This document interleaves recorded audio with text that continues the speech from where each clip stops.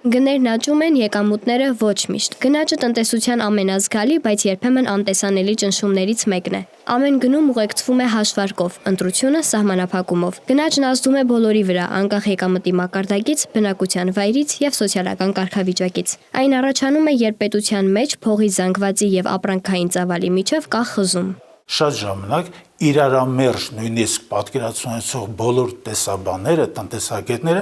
հստակ միակամ են այն հարցի շուրջը, որ գնաճը դա պետությունը քայքայող գործընթաց է եւ ամեն ինչ պետք է անել, իհարկե խելամտի ողջամտության սահմաններում գնաճը զսպելու, կարգավորելու եւ նրա ազդեցությունը տնտեսության վրա բավականին թուլացնելու համար։ Գնաճը հարված է հասցնում տնային տնտեսություններին։ Յուրաքանչյուր ընտանիք այն զգում է իր բյուջեի վրա, այն խնայողությունները սպառելու միտում ունի։ Հարվածը գալիս է հիմնականում պարենային ապրանքների դաշտում։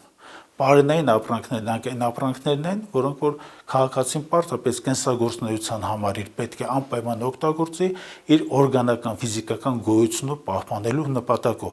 Մեր հնարավոր հաղթանակը բանակի սպառազինության բարձր մակարդակն է։ Մասնագետի բնորոշմամբ 35 տարի շարունակ Հայաստանը իր հնարավորություններով զիջել է Ադրբեջանին։ Դա կոտրելու համար մեզ պետք է տնտեսական աճ 10-ից 12%։ 10-ից 12% աճ ստանալու համար, նա ունենալու համար, կառավարելու նրա նախադրյալները ստեղծելու համար պետք է բոլոր լիազորված մարմինները աշխատեն։ Այդ թվում նաև Կենտրոնական բանկը եւ Կենտրոնական բանկի կրավորական կեցվածքը բազմաթիվ տնտեսական հարցերի շուրջը կարծում եմ ընդունելի չէ։ Մասնագետի բնորոշմամբ պետությունը հնարավորություն ունի զսպման միջոցառումներ իրականացնել։ Կան զսպման երկու ճանապարհներ՝ պետական մասնակցություն, այդ թվում Կենտրոնական բանկի կողմից, եւ տնային տնտեսությունների ադապտացում։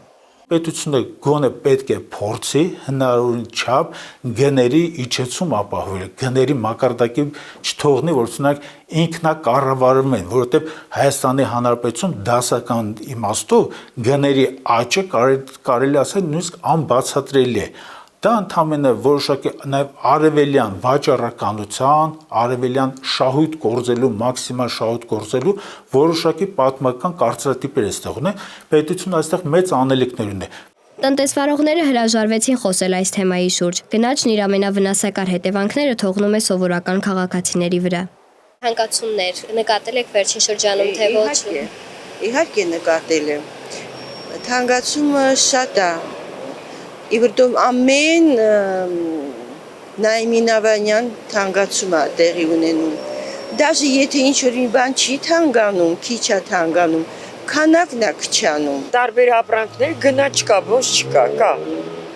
Չեմ թաքցնի, էլի կա գնաճ։ Во-первых, կատնամթերքն է շատ թանկացել։ Ինչ որ մեկը կա, որ գնաճ չի նկատել, ընդհանրապես բոլոր հարցերում, թե պարզապես հացից սկսած, ավարտած ամենապրիմիտիվ կենցաղային իրերով։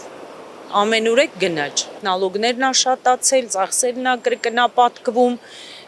տուգանքներն ա ինչ որ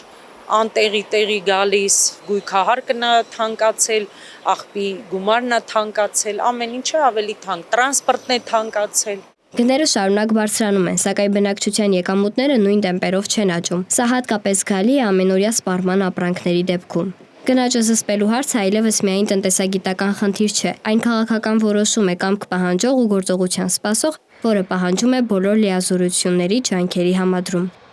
Աննա Հարությունյան, Ստեփան Տիգրանյան, Reopen Media։